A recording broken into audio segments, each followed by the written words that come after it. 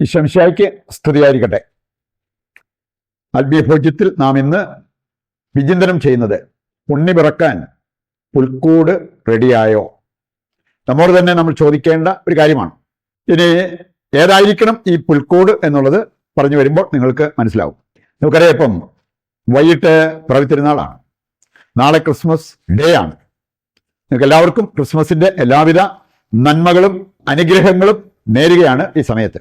ഇവിടെ നമ്മൾ ഇന്ന് ചുറ്റുപാട് നോക്കിയാൽ നമുക്ക് കാണാൻ സാധിക്കും, എല്ലായിടത്തും നക്ഷത്രം, പുൽക്കൂട്, അങ്ങനെയുള്ള കാര്യങ്ങളെല്ലാം റെഡിയാണ്. ഇഷ്ടംപോലെ ലൈറ്റിംഗ്, അങ്ങനെയുള്ള കാര്യങ്ങൾ അതെല്ലാം ക്രമീകരിക്കപ്പെട്ടു കഴിഞ്ഞു. ഇങ്ങനെയുള്ള കാര്യങ്ങൾക്ക് ഉപരിയായിട്ട് ഇതെല്ലാം വേണം, നല്ലതാണ്. അതിനുപരിയായി നാം ചിന്തിക്കേണ്ട ഒരു കാര്യം, നമുക്ക് വേണമെങ്കിൽ ഒരു പുൽക്കൂട് കടയിൽ നിന്ന് വാങ്ങിച്ചുകൊണ്ടൊന്ന് വെക്കാൻ പറ്റും. വേണമെങ്കിൽ അതാണ് ദിവസങ്ങൾ കൊണ്ട് നമ്മൾ പരിശ്രമിച്ചാൽ ഒരു പുൽക്കൂട് നമുക്ക് ഉണ്ടാക്കിയെടുക്കാൻ പറ്റും. അങ്ങനെ ഒരു പുൽക്കൂടിനേക്കാൾ പ്രധാനപ്പെട്ട ഒരു കാര്യമാണ് വചനം മാംസമായ ഈശോ പിറക്കാൻ ആഗ്രഹിക്കുന്നത് നമ്മുടെയൊക്കെ ഹൃദയത്തിലാണ് എന്ന ആ ഒരു യാഥാർത്ഥ്യം. അത് മനസ്സിലാക്കിയാൽ വേണ്ടതുപോലെ നമുക്ക് ഒരു പുൽക്കൂട് ക്രമീകരിക്കാൻ പറ്റും, നമ്മുടെ ഹൃദയമാകുന്ന ആ ഒരു പുൽക്കൂട്. ഏതാനും ദിവസങ്ങൾക്ക് മുമ്പാണ് അമേരിക്കയിലെ ഒരു സ്ഥലത്ത് ചെന്നപ്പോൾ 2 സഹോദരങ്ങളുടെ വീട്ടില് ഞാൻ പോവുകയുണ്ടായി. രണ്ടിടത്തും അവര് ഒരു പുൽക്കൂട് കാണിച്ചു. ഞാൻ പറഞ്ഞൊരു കാര്യം, കോസ്കോ വലിയൊരു കടയാണ്, അവിടുന്ന് വാങ്ങിച്ചാണ്. അപ്പൊ അതിന് എത്ര ഡോളറായി, അങ്ങനെയുള്ള കാര്യങ്ങളെല്ലാം. രണ്ടും ഏതാണ്ട് ഒരുപോലെ ഇരിക്കുന്ന പുൽക്കൂടുകൾ. പണം കൊടുത്ത് അവരൊരു പുൽക്കൂട് വാങ്ങിച്ചു. അത് നന്നായിട്ട് അലങ്കരിച്ച് അത് വീട്ടിൽ സെറ്റ് ചെയ്തു. വളരെ മനോഹരമായ പുൽക്കൂട്. ഇങ്ങനെ വേണമെങ്കിൽ നമുക്ക് ഒരു പുൽക്കൂട് ഉണ്ടാക്കണമെങ്കിൽ ഉണ്ടാക്കാം. അതിനേക്കാൾ പ്രധാനപ്പെട്ട ഒരു കാര്യമാണ് ഉണ്ണി പിറക്കാൻ ആഗ്രഹിക്കുന്നത് നമ്മുടെയൊക്കെ ഹൃദയത്തിലാണ്. നമ്മൾ കാണുന്നുണ്ട്, വെളിപാട് പുസ്തകം 3-ാം അധ്യായം അതിന്റെ 15 മുതൽ വായിക്കുമ്പോൾ അവിടെ പറഞ്ഞിരിക്കുന്നത്, ഇതാ ഞാൻ വാതിലിൽ മുട്ടുന്നു, ആരെങ്കിലും ഈ വാതിൽ തുറന്നു തന്നാൽ ഞാൻ അവിടെ പ്രവേശിക്കും, അവരോടൊപ്പം ഭക്ഷിക്കും, അവരോടൊപ്പം വാസമുറപ്പിക്കും. ഏത് വാതിലാണെന്ന് ആർക്കും മനസ്സിലാക്കാനായിട്ട് എളുപ്പമുള്ള ഒരു കാര്യമാണ്. ഹൃദയവാതിൽ, നമ്മുടെ ഹൃദയത്തിന്റെ വാതിൽ, അവിടെയാണ് ഈശോ മുട്ടിക്കൊണ്ടിരിക്കുന്നത്. അവിടെ പ്രവേശിക്കാനാണ് ഉണ്ണീശോ ആഗ്രഹിക്കുന്നത് എന്നുള്ള ആ ഒരു യാഥാർത്ഥ്യം നമ്മൾ ഒരിക്കലും വിസ്മരിക്കരുത്. അത് വെച്ച് നോക്കുമ്പോൾ നമുക്കൊരു പുൽക്കൂട് മേടിച്ചു വെക്കാനുള്ള ആ ഒരു കാര്യം അത് വളരെ ഈസി ആയിട്ട് നടക്കാവുന്ന ഒരു കാര്യം. ചില കാണാൻ സാധിക്കും, വളരെ വിലപിടിപ്പുള്ള പുൽക്കൂട് അവർ തയ്യാറാക്കിയിട്ടുണ്ടെങ്കിലും വാങ്ങിച്ചു വെച്ചിട്ടുണ്ടെങ്കിലും ഹൃദയം അടച്ചിട്ടിരിക്കുക. ഹൃദയത്തിലേക്ക് ദൈവത്തിന് കയറാനോ പ്രവേശിക്കാനോ ഉള്ള ആ ഒരു സാധ്യത കൊടുക്കാതെ കണ്ട് ഹൃദയം അടച്ചിട്ടിരിക്കുന്ന വ്യക്തികള് അവർ മനസ്സിലാക്കിയിരിക്കേണ്ടത്, കർത്താവ് ആഗ്രഹിക്കുന്ന, ഉണ്ണീശോ ആഗ്രഹിക്കുന്ന ഏറ്റവും വലിയൊരു കാര്യം അവരുടെ ഹൃദയത്തിൽ, തുറക്കപ്പെട്ട ഹൃദയത്തിൽ പ്രവേശിച്ച് ആ ഹൃദയത്തിൽ വാസം ചെയ്യുക എന്നുള്ളതാണ്. മർക്കോസ് 7-ാം അധ്യായം 14 മുതൽ വായിക്കുമ്പോൾ കൃത്യമായിട്ട് അവിടെ പറഞ്ഞിരിക്കുന്ന ഒരു കാര്യമാണ്, ശരിയായ ഒരു ഹൃദയം, ശരിയായി പ്രവർത്തിക്കുന്ന ഒരു മനസ്സ്, ഇതാണ് ദൈവത്തിന് ഏറ്റവും പ്രീതികരമാകുന്നത്. അങ്ങനെ ഒരു കാര്യമുണ്ടെങ്കിൽ മറ്റു കാര്യങ്ങളെല്ലാം, നമ്മുടെ പ്രവർത്തികൾ, നമ്മുടെ സംസാരം, നമ്മുടെ പെരുമാറ്റം, അതെല്ലാം നേരെ ചൊവ്വേ വരും എന്നുള്ളത് ഈ വചനഭാഗം നമ്മെ ഓർമ്മിപ്പിക്കുകയാണ്. രണ്ടാമതായിട്ട് നമ്മൾ ചിന്തിക്കേണ്ടത്, എന്തിനും ഏതിനും പ്രധാനപ്പെട്ടത് ശരിയായി പ്രവർത്തിക്കുന്ന ഹൃദയമാണെന്ന് വചനം നമ്മെ പഠിപ്പിക്കുന്നുണ്ട്. ഏത് കാര്യത്തിനും വളരെ പ്രധാനപ്പെട്ടത് നല്ല ഹൃദയം, ശരിയായി പ്രവർത്തിക്കുന്ന ഒരു ഹൃദയം. ഏതാനും വചനങ്ങൾ എടുക്കുമ്പോൾ അത് മനസ്സിലാകും.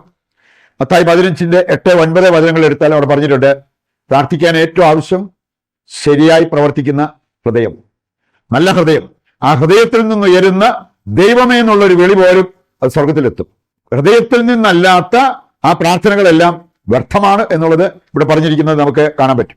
രണ്ടാമത്തെ കാര്യം, മർക്കോസ് 12:30 വായിച്ചാൽ കാണാൻ പറ്റും, സ്നേഹിക്കാൻ ഏറ്റവും ആവശ്യമായിട്ടുള്ളത് ശരിയായ ഒരു ഹൃദയം, റൈറ്റ് ഹാർട്ട്. അതാണ് സ്നേഹിക്കാൻ ഏറ്റവും ആവശ്യമായിട്ടുള്ളത്. നിന്റെ ദൈവമായ കർത്താവിനെ പൂർണ്ണ ഹൃദയത്തോടും പൂർണ്ണാത്മാവോടും പൂർണ്ണ ശക്തിയോടും പൂർണ്ണ മനസ്സോടും കൂടെ സ്നേഹിക്കണം എന്നുള്ളത് ഈ വചനഭാഗം നമ്മെ ഓർമ്മിപ്പിക്കുകയാണ്. അതിന് നേരെ ചൊവ്വേ പ്രവർത്തിക്കുന്ന ഒരു ഹൃദയം, അതാണ് ആവശ്യമായിട്ടുള്ളത്. മൂന്നാമത്തെ കാര്യം, നമുക്ക് സാക്ഷ്യ ജീവിതം നൽകാൻ സാധിക്കുന്നത് ഹൃദയം ശരിയായി പ്രവർത്തിക്കുമ്പോഴാണ്, ഹൃദയത്തിൽ സ്നേഹമുള്ളപ്പോഴാണ്. യോഹന്നാൻ 13:35 വചനമെടുത്താൽ അവിടെ പറഞ്ഞിട്ടുണ്ട്, നിങ്ങൾ സ്നേഹിക്കുന്നത് കണ്ടിട്ട് ക്രിസ്ത്യാനികളാണെന്ന് മറ്റുള്ളവർ പറയട്ടെ. നമ്മൾ ക്രിസ്ത്യാനികളാണെന്ന് മറ്റുള്ളവർ പറയണമെങ്കിൽ സ്നേഹമുള്ളവരായി നമ്മുടെ ഹൃദയത്തിൽ സ്നേഹമുണ്ടാകണം, ഹൃദയം നേരെ ചൊവ്വേ പ്രവർത്തിക്കണം എന്നുള്ളത് ഈ വചനഭാഗം നമ്മെ ഓർമ്മിപ്പിക്കാൻ. വിശുദ്ധ കൊച്ചുത്രേസ്യ പറഞ്ഞത്, നമുക്കൊരു ഹൃദയമുണ്ട്. എന്തിനാ ഹൃദയം ദൈവം തന്നിരിക്കുന്നത്? സ്നേഹിക്കാൻ. ആ ദൈവത്തെ നമുക്ക് സ്നേഹിക്കാം, പരസ്പരം സ്നേഹിക്കാം എന്നുള്ളത് ഈ വിശുദ്ധ പ്രഖ്യാപിച്ച ഒരു കാര്യമാണ്. പക്ഷെ നമ്മൾ കാണുന്നുണ്ട്, ക്ഷമിക്കാൻ ഏറ്റവും ആവശ്യമായിട്ടുള്ളത് എന്താണ്? ശരിയായി പ്രവർത്തിക്കുന്ന ഹൃദയം. മത്തായി 18:35 വായിച്ചാൽ അവിടെ പറഞ്ഞിട്ടുണ്ട്, ഹൃദയപൂർവ്വം നീ ക്ഷമിക്കുന്നില്ലെങ്കിൽ അതുപോലെ തന്നെ നിന്റെ സ്വർഗസ്നായ പിതാവ് നിന്നോട് പെരുമാറും. ഹൃദയപൂർവ്വം ക്ഷമിക്കാൻ നമുക്ക് ആവശ്യമായിട്ടുള്ളത് ശരിയായി പ്രവർത്തിക്കുന്ന ഒരു ഹൃദയം. അവസാനത്തേത് ശുശ്രൂഷ ജീവിതത്തിനും ആവശ്യമായിട്ടുള്ളത് ശരിയായി പ്രവർത്തിക്കുന്ന ഒരു ഹൃദയമാണ്. ജെറമ്യ 12:2 വായിച്ചാൽ കർത്താവ് ഇസ്രായേൽ ജനത്തെ കുറ്റപ്പെടുത്തി സംസാരിക്കുന്നുണ്ട്, ഇവരുടെ അധരത്തിൽ ഞാനുണ്ട്, ഹൃദയത്തിലില്ല. അപ്പൊ അതുകൊണ്ട് നമുക്ക് കർത്താവിനെ പ്രഘോഷിക്കാനും കർത്താവിന് ശുശ്രൂഷ ചെയ്യാനും ഒക്കെ ആവശ്യമായിട്ടുള്ളത് ശരിയായി പ്രവർത്തിക്കുന്ന ആ ഒരു ഹൃദയമാണ്. അവസാനമായിട്ട് നമ്മൾ ചിന്തിക്കുന്നത്, എന്താണ് ഒരുങ്ങിയ ഹൃദയം? എപ്പോഴാണ് ഉണ്ണി നമ്മുടെ ഹൃദയത്തിൽ പിറക്കാനുള്ള ആ ഒരു ശരിയായ ഒരുക്കം നമുക്കുണ്ടാകുന്നത്? ഏതാനും വചനഭാഗങ്ങളിലൂടെ നമുക്കത് മനസ്സിലാക്കിയിരിക്കാം. ശരിയായ ഹൃദയം എന്ന് പറഞ്ഞാൽ, ഒന്ന്, സ്നേഹിക്കുന്ന ഹൃദയം, ദൈവത്തെ സ്നേഹിക്കുന്ന, പരസ്പരം സ്നേഹിക്കുന്ന ഒരു ഹൃദയം. ആ ഹൃദയം കർത്താവിനെ സ്വീകരിക്കാൻ ഒരുക്കമുള്ള ഒരു ഹൃദയമാണ്. രണ്ടാമത്തേത് മാംസള ഹൃദയം. നമ്മുടെ ഹൃദയം കഠിനമാണെങ്കിൽ അവിടെ എങ്ങനെ ഉണ്ണി പിറക്കും? നമ്മൾ കാണുന്നുണ്ട്, എസെക്കിയേൽ 36:25 മുതൽ വായിക്കുമ്പോൾ, ഞാൻ നിങ്ങളുടെ മേൽ ശുദ്ധജലം തളിക്കും, നിങ്ങളെ ഞാൻ ശുദ്ധീകരിക്കും, ശിലാഹൃദയം മാറ്റി മാംസള ഹൃദയം നിങ്ങൾക്ക് തരും. ക്രിസ്മസിന് മുമ്പായിട്ട് നല്ലൊരു കുമ്പസാരമൊക്കെ നടത്തി അവര് ശിലാഹൃദയം മാറ്റി മാംസള ഹൃദയം ഏറ്റെടുക്കുന്നവരിൽ ഉണ്ണി പിറക്കും എന്നുള്ളത് നമുക്ക് മനസ്സിലാക്കാം. മറ്റൊന്നാണ് തുടിക്കുന്ന ഹൃദയം. ജെറമ്യ 31:20 വായിച്ചാൽ അവിടെ ദൈവമക്കളെ നോക്കി തുടിക്കുന്ന ഒരു ഹൃദയത്തോടെ സംസാരിക്കുന്ന ദൈവത്തെ കാണാൻ പറ്റും. അപ്പോൾ നമ്മൾ ദൈവത്തെ കാണുമ്പോൾ, ദൈവം നമ്മളിൽ പിറക്കുമ്പോൾ അതിനേക്കാൾ നമ്മുടെ ഹൃദയം തുടിക്കേണ്ടതാണ്. മറ്റൊന്ന് ജ്ഞാനമുള്ള ഹൃദയം. സുഭാഷിതങ്ങൾ 23:15 വായിച്ചാൽ, നിന്റെ ഹൃദയം ജ്ഞാനമുള്ളതാണെങ്കിൽ, പഠിപ്പുള്ള ഹൃദയമാണെങ്കിൽ അത് കാണുമ്പോൾ ദൈവത്തിന്റെ ഹൃദയം തുടിക്കുമെന്ന് ഈ വചനഭാഗം നമ്മെ ഓർമ്മിപ്പിക്കുക. മറ്റൊന്ന് പ്രകാശപൂരിത ഹൃദയം. ലൂക്ക 11:36 വായിച്ചാൽ അവിടെ പറഞ്ഞിട്ടുണ്ട്, നിന്റെ ശരീരം മുഴുവൻ പ്രകാശത്തിലായിരിക്കണം. ഈ ശരീരത്തിൽ ഏറ്റവും പ്രധാനപ്പെട്ട ഒരു അവയവമാണ് ഹൃദയം. ആ ഹൃദയം പ്രകാശത്തിലായിരിക്കണം, അന്ധകാരത്തിലാണ്ട് പോകരുത് എന്നുള്ളത് കർത്താവിന്റെ വചനം നമ്മെ ഓർമ്മിപ്പിക്കുകയാണ്. അവസാനത്തെ കാര്യം, കുറ്റമറ്റ ഹൃദയം.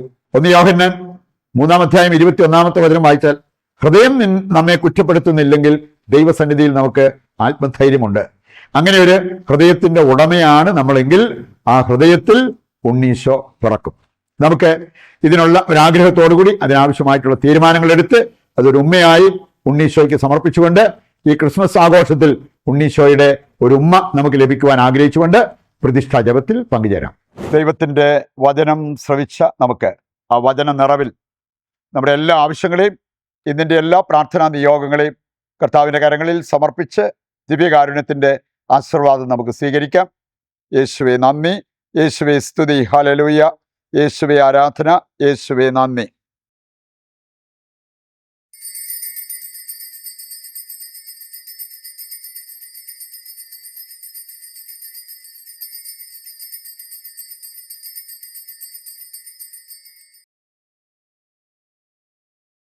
പരിശുദ്ധ പരമ ദിവ്യകാരുണ്യത്തിന് എന്നേരവും ആരാധനയും സ്തുതിയും പുകഴ്ചയും ഉണ്ടായിരിക്കട്ടെ. നാളെ മറ്റൊരു എപ്പിസോഡുമായി വീണ്ടും നമുക്ക് ഒന്നിക്കാം.